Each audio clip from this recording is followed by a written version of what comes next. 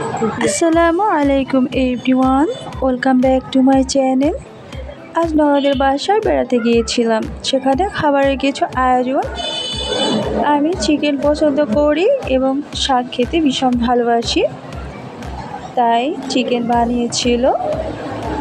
আর সাথে চাল কুমড়ো শাক রয়েছে গরুর মাংস এবং মাছ রয়েছে, চিকেন সবজিটা রয়েছে। এখানে অনেক আয়োজন করেছিল, খুবই ভালো লেগেছিল। কিছুটা টাইম স্পেন্ড করেছিলাম সবার সাথে, জাস্ট ওয়াও, ভাবাই যাচ্ছে না, এতটা ভালো লেগেছিল।